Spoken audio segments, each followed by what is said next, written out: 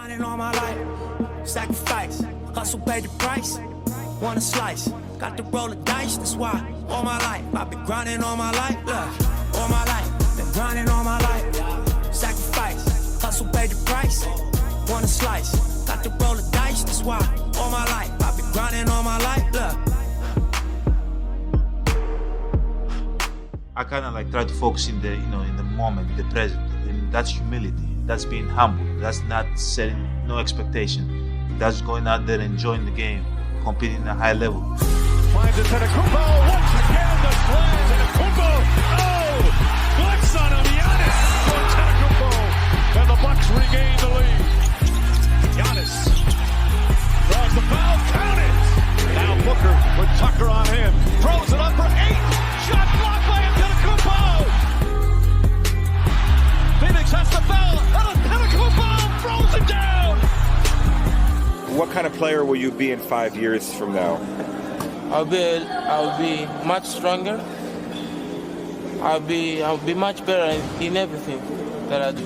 What up? Welcome to the Ball Dnt Lie podcast. This is your boy Dexter, your host, the one and only. Welcome back to another show.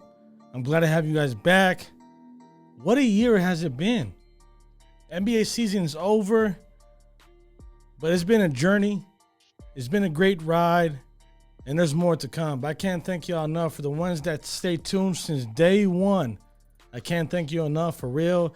Like, it's been 10 months doing this. You know, going into the last NBA Finals with the Lakers and the Heat is when I started off, and then ending with the Milwaukee Bucks winning it this year over the Phoenix Suns. Man, I enjoyed every single bit of it, and it was great. And I can't thank you enough, like I said. But the show continues. The show goes on. So before we kind of, end this season, I guess, with the 2021 Milwaukee Bucks being his champ, I'm going to kind of break that stuff down to you and what it means for Milwaukee and Giannis and the NBA going forward. So I'll definitely will break that stuff down. But it's crazy how it just ended. Like I said, we got more stuff to do as far as going down the road, and we'll get into that in a little bit as far as the future of what it holds for the Ball Dnt Lie podcast. There's a lot of good things that's brewing right now. I got a lot of projects coming in mind, but as time goes, I'll break that stuff down to you. And for the ones that are new to the channel, at this point, go ahead and subscribe, hit that bell notification, and thumbs up if you can, because it does help out the content with the algorithm, YouTube and IGTV. It pushes the content to the top. All the links in the bottom for all streaming platforms on the audio route. We're on Spotify, we're on iHeartRadio, we're on Apple Podcasts, etc. But let's just go ahead and speak about the Milwaukee Bucks. It's been an insane year for them. For real. And it's been insane just for the NBA itself because of coming out the bubble situation. And going into this year, a lot of stuff was being talked about by Giannis, and he kind of overachieved. And I'll break some stuff down about what I just said right now. But you're talking about a guy who came out of Greece. Or sorry, my bad. He came out from the Greek country. Greece. As the 13th pick.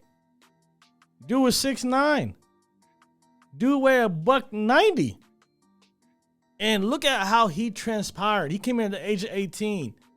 And now he's 26, I believe. Or no, sorry, not 26. He's still young. 24, 25, I'm assuming. But he came in the league young. Him and Middleton. And they're the standing two guys remaining from that, as far as that 2014, I believe, roster, 13 roster. But yeah, man, they carved out to be a good, combination for both of them. Middleton and Giannis deserves all the kudos, all the flowers, all the marbles, all the acolytes, all the parade, all that good stuff, and yada, yada, yada, because they brought the championship to Milwaukee. It's been a drought, 50-plus years to win a title. Or is it 49 years or so? Something like that. But it's around that ballpark of almost a half century. And they just brought that to Milwaukee.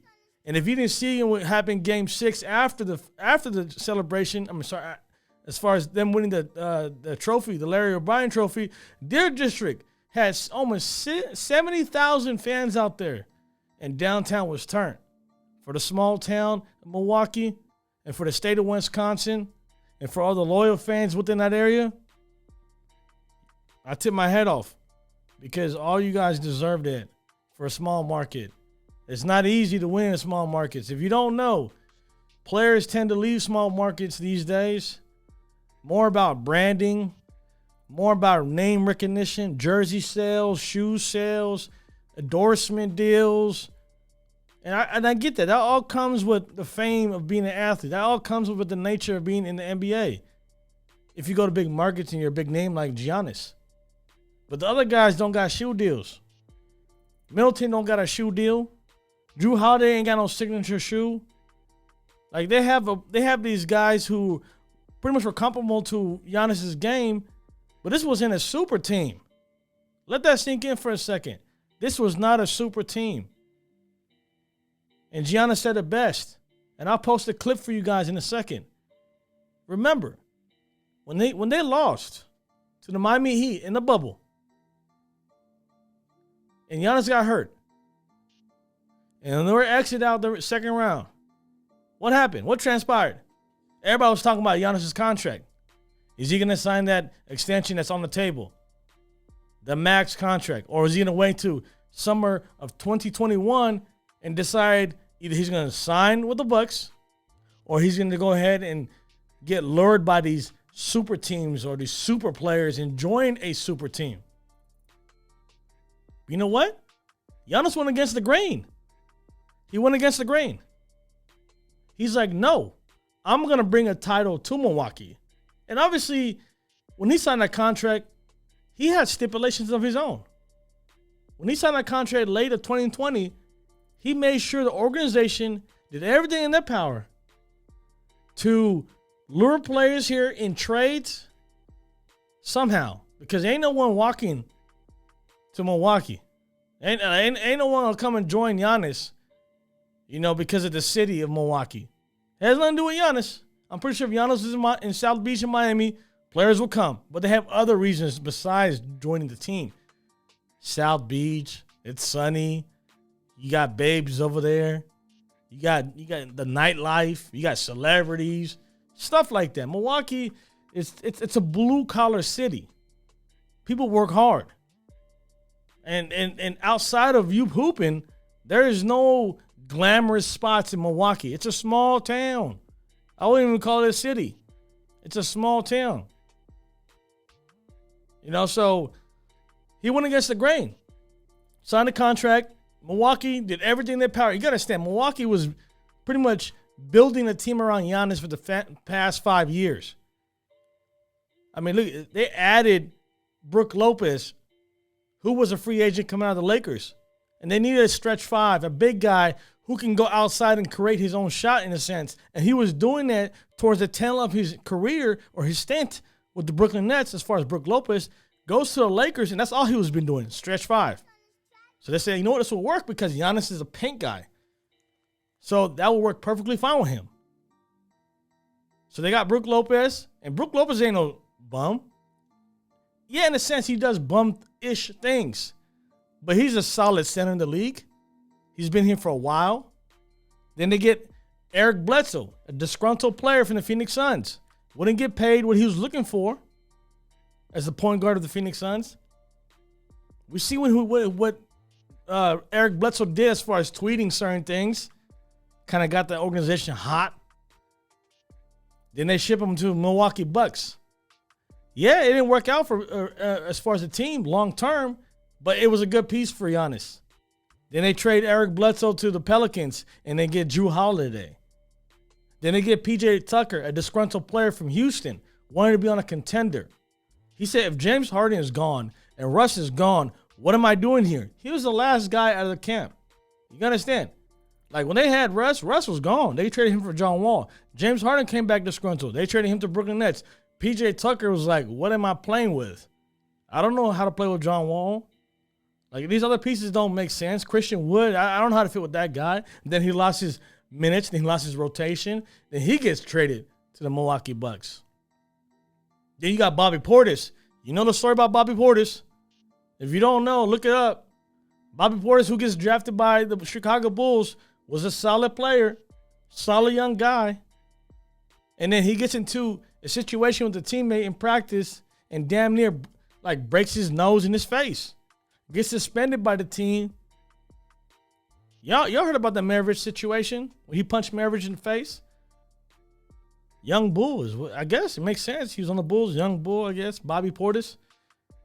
Next thing you know, he goes to the Knicks. Didn't work out for him in New York. Milwaukee gives him a chance, and Bobby Portis comes out throughout the whole entire year thanking Milwaukee because they actually gave him a defined role on a caliber championship team, a contender. And he played good for them off the bench throughout the year. It wasn't like he just caught on the last 2 weeks or a month or so in the playoffs. He played well throughout his stint in Milwaukee. So I big ups to Bobby Portis because the city embraced him as much as he embraced the team, as much as he embraced the city, as much as he embraced the organization, and as much as he embraced the second chance opportunity he got. Because he was a big factor for the Milwaukee Bucks. There's no ifs, there's no buts about it. Bobby Portis, without his contribution to the team, the Milwaukee Bucks will not be here in Game 6 winning that championship. Because outside of Giannis, which I'm going to talk about what he did, a marvelous game in Game 6, Bobby Portis was the only guy who was that guy, that was consistent, that was doing his thing. And other guys kind of just like fell in the shadows. Either they're just watching Giannis like in awe, like, oh my God, look what he's doing. Because those guys didn't show up, and I'll go ahead and break that stuff down to you. But like I said, it worked out for both. It worked out for Giannis. It worked out for Bobby Portis. It worked out for Drew Holiday and Middleton and so on. It was just a great collaboration of players, and those guys, they were superstars. Those guys, Middleton, Drew Holiday, Pat Connaughton, Bobby Portis, so on. Those Brook Lopez, etc. They played their role. Like there was times I was like scratching my head. Okay, they're messing up, but they were superstars of their roles. Like they knew exactly what they need to do to get to where they need to get, which eventually they just won a title. So I tip my hat off because that team was constructed as a contender. Even though Bledsoe was on that team a year ago, they were still called a contender. Even though they had the best record in the East for 2 years in a row, had the best record in the NBA. Bledsoe was the point guard. They were still a contender on that team. So, only thing that changed was names and players. First team all defense, Drew Holiday. First team all defense, Drew Holiday. He's your point guard. PJ Tucker. We know damn well that guy, he ain't the greatest defender, but he will play defense 30 minutes and give you 0 points because that's what he wants to do. We've seen with him and KD's situation. We've seen him at times guarding Trae Young. We've seen him at times guarding Jimmy Butler and such. I can go on. He played his role. Giannis didn't have to be that guy to guard KD the whole entire game or Middleton. It was PJ. So once again, I tip my hat to PJ and his lovely wife, his lovely family. Because they went through a journey to get to where he's at. If you don't know the story about PJ Tucker, definitely go look it up. Where he started and where he ended has to be ESPN 30 for 30 one day down the road. For real. Look it up, PJ Tucker's history. But let's go and talk about this game six situation. And before we get to that, Milwaukee, as far as the organization, you did great. You did everything you can, and you won a title. And now you show other small markets that you can actually win in small markets. But players got to be loyal to the situation and trust organizations. This is not a situation for everybody. Trust me. The organization and the player, they gotta come right here, like face to face on a lot of things and be honest. But like I said, this is not for everybody. But it kind of shows, like the NBA and small markets, like it's doable. Milwaukee won, even though it was a 50-year drought. So, like I said, Milwaukee, they did everything they can. They built a brand new stand for Giannis. They brought players for him. They gave Middleton the bag. They paid him. They gave Drew Holiday the bag. They paid him. They gave Brook Lopez the money. They paid him. They traded for PJ Tucker. They got Bobby Portis here. Added some other pieces through the draft. Traded for Pat Connaughton, who used to be on the Portland Blazers, because they needed a guy who can splash from the corners at times. So they constructed a good team around them. So Milwaukee, kudos to you as well.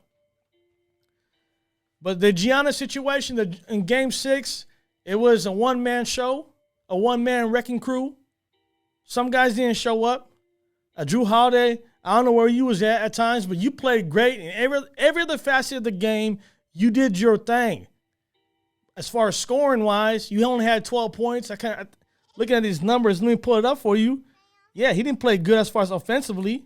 He shot 4 for 19. He took 19 shots in Game 6 and only made 12 points. But like I said, in all other facets of the game, he played great. He had 11 dimes. He had 9 boards. He had 4 steals.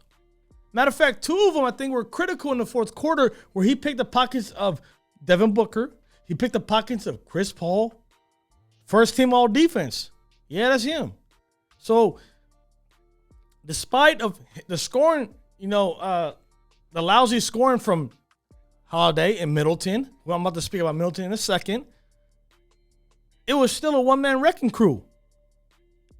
Like, I don't get it. Like, the Phoenix Suns were out 5 points at halftime to get outscored 12 points in the second half by the Milwaukee Bucks, and to get manhandled by Giannis, who had 20 points once again in the third quarter, which I think he had in Game 3 or Game 4.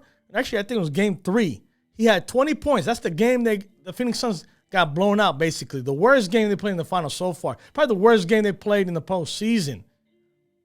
He drops 20 points in the third quarter in Game 3. Drops 20 points in Game 6 in the third quarter. Drops 13 in the fourth quarter. He scored damn near 33 points in the second half. Out of the 50 points, 33 came in the second half. So I'm going to talk about Giannis a lot. Stay tuned. Continue watching. And continue listening.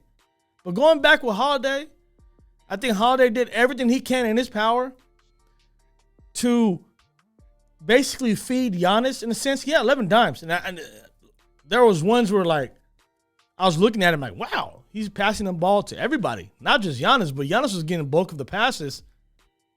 Because obviously he was the one that was the engine to the collapse of the Phoenix Suns. It was Giannis. It's a one-man show. I have never seen something like this in my lifetime. In my lifetime. Like, I seen LeBron put in a show. I seen LeBron put a triple-double. Like, I've seen players do that in recent memory. But to drop 50 points in a closing game, Game 6, in front of your fans, the pressure's on Giannis. You can't lose this game, or the Bucks, you can't lose this game because Game 7 is in Phoenix. The guy he's shooting terrible percentages at the free throw line. Like, it became a thing now. Ever since the Atlanta Hawks created the 1, 2, 3, 4 count when Giannis is at the free throw line, now that's a known thing. Everywhere he travels in the away games, that's what's going to happen. He's missing free throws throughout the whole entire postseason. Matter of fact, Chris Paul said he's even thinking about missing free throws as far as a jab or a shot at Giannis. But Giannis comes out and shoots 17 for 19 from the free throw line, goes to the basket, and puts your whole damn team in risk as far as foul trouble. Yet again, DeAndre Ayton, who's been in foul trouble, every single game they lost. They were up 2-0, remember? Phoenix Suns were up 2-0, and they were feeling themselves a little bit. Every time they win, they go in the locker room and they celebrating.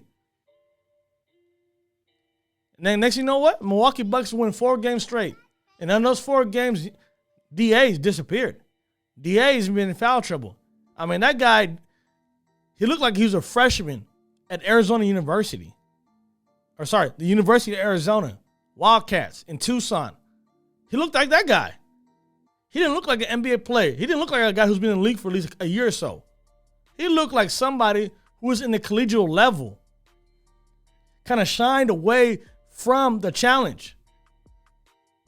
But going back, and I'm speaking about the Suns for a second, but going back to Middleton played a subpar game as well.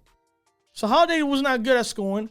Middleton couldn't be your Robin once again because he has his inconsistent games where he'll come out for one game, which is duly noted. Everybody knows the situation.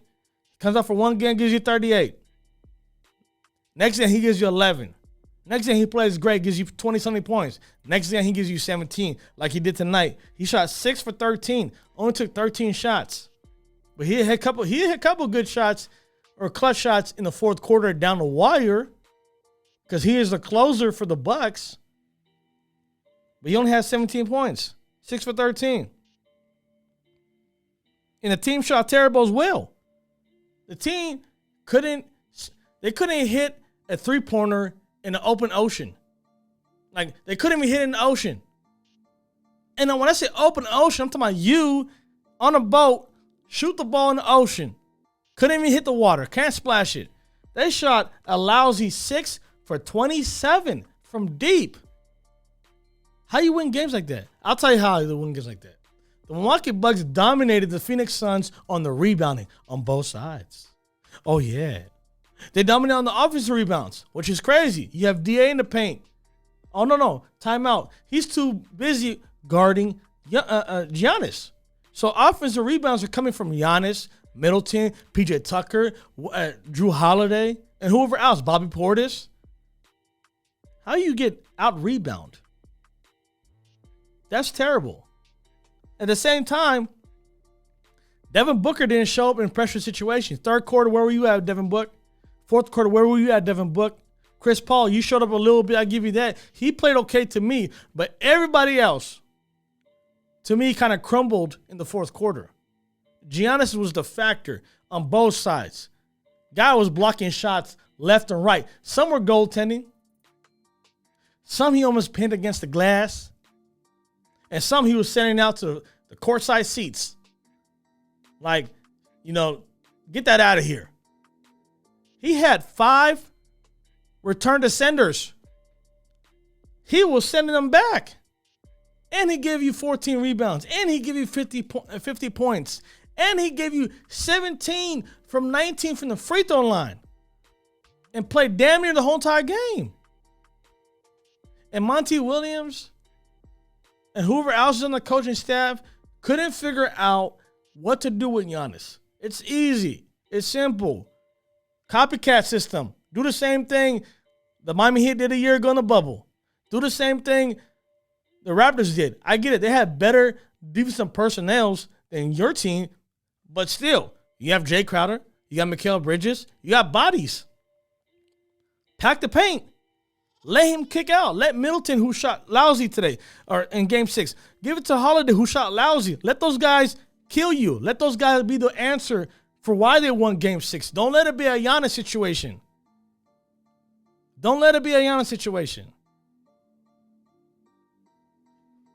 That's why, to me, I can't even speak about Phoenix Suns. Like, I even went to Game 5. I went to Game 5, and I enjoyed the experience. Oh, yeah. Oh, yeah, look, right here. Oh, look at it. Right here. Right? Rally, they call it Rally the Towel or something like that? Oh, yeah. I was up in there. Rooting for the Bucks. Rooting for Giannis, my African brother. I'm rooting for you. You know why? Because he got all the flack. He got all... When he won the MVP twice, when he won the Defensive Player the same year he won the MVP the second time, what did Giannis get? He got hate from the players in the league. He got a lot of flack from the media, from the fans, saying that he's one-dimensional, he has no skill, all you can do is dunk the ball. That's a skill. Because Kwame Brown couldn't dunk a ball. And Kwame Brown was damn near the same height as him. So if you can dominate the paint, ain't that a part of the game? It's the score, regardless of how it goes into the basket. So for all you haters out there, continue to hate. Because this dude did it by himself with no super team, with no superpowers. He didn't run to nobody. Giannis deserves a whole basket, a whole avenue of roses, flowers, confetti. Matter of fact, build him a statue in front of the Bradley Center, the stadium. Come on. Like, he's been getting so much crap for so many years. So many years. That's why, to me, he deserves everything. And I don't even speak about that about players. When I say somebody wins the NBA Finals, I'm like, man, they had a great year, great team. But he decided to go against the grain, against everything, and then win it for Milwaukee, a small market. So all you haters out there, bye. See you later, because you have nothing to say now. You have absolutely nothing to say now. And do not bring up excuses about, oh, the Nets were hurt, they were injured. That's part of the game. The Lakers were hurt too. The Clippers were hurt too. But they were not in the same conference of Giannis. It happens. It's the nature of the game. Players get hurt. Jordan lost his player. What was it, Game 6 in Salt Lake City? 1998, when Jordan had 45 points. What happened to Scottie Pippen? Oh, he didn't feel good, and he had back problems. You don't see nobody making excuses. LeBron James lost Kyrie in the NBA Finals. You don't see him making excuses. He lost Kevin Love as well. You don't see him making excuses. Come on now. So all the hate got to stop, for real. But yeah, like I said, going back to Giannis, I mean, he pretty much dominated on both sides of the game, the whole entire game, blocking shots. I mean, he was guarding pretty much everybody on the Suns team. He was guarding DeAndre Ayton, CP3 at times, Devin Booker at times, Jay Crowder at times. Like, he wanted it more than anybody else on the court. And if you watch Game 6, watch it. Who's the one that was trying to play every possession? Like, he played like he was possessed, like he was out of his mind. Well, everybody else was pretty much like in cruise control on both sides of the court. Chris Paul didn't seem like he wanted it as much as Giannis. Same thing for Devin Booker. He didn't want it as much as Giannis. And such. So, but like, I can't even dig deep into this Phoenix Suns situation. They're a young team. Chris Paul, man, I'm applaud everything that you have done so far in your career in 16 years. And this is the closest you got to the NBA Finals. And who knows what will happen down the road in the future for you. But to get Phoenix here, a lot of credit has to go to you, Monty Williams, and James Jones, who is running the whole entire roster build. And Devin Booker is young. DeAndre Ayton is young. Mikal Bridges is young. But to bring vets like a Chris Paul and a Jay Crowder, guys who has seen the playoffs. Jay Crowder, who has went to the NBA Finals recently, last year as a Miami Heat. So, like, those guys, they surprised a lot of people. I said it before the season even started. I had 3 teams that can be a shocker or a surprise. If you don't believe me, y'all can look it up. Phoenix Suns was part of the 3 teams I mentioned that can be sneaky, a sleeper, or can catch a lot of people off surprise because they got Chris Paul and Jay Crowder, and they got a young, good team. But nobody wanted to hear me back then. And now they're in the NBA Finals, and they're like, oh, yeah. But yeah, man, I tip my head off to Devin Booker. He proved a lot too. The Valley. Phoenix. So, I mean, I know they're going through a heartbreak. I seen it when I was there. When they lost Game 6, I was in Arizona. I seen the city literally collapse in tears because they were so close to winning it. So close. But once again, tip your head off to Giannis. And this is what he had to say. And I've been holding this clip for y'all to see at the end. Play that tape. You know, obviously, I wanted to get the job done. You know, but that's my stubborn side. Like, it's easy to go somewhere and go and win a championship with somebody else. It's easy. I could go, I don't want to put anybody in the spot, but I could go to a super team and, you know, just do my part and win a championship still. But this is the hard way to do it, and this is the way. And we did it. We did it, man. Jim on the front right.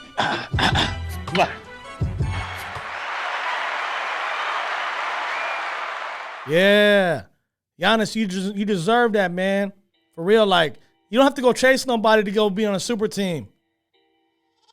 But enough about that, man. I hope y'all enjoyed the whole entire season from the beginning to the end. The NBA Finals was great. I got a lot of stuff that's about to pop in the next coming, I'll say about a month or less than that, probably. NBA draft, we got the Olympics. I got that stuff going for you guys. So stay tuned. Just make sure you subscribe. And don't forget to hit that like button. Come on now. I need to push this content to the top. I'll see y'all soon. Y'all enjoy your summer. I'll be back for the Olympics and the NBA draft. Until then, stay safe. Peace.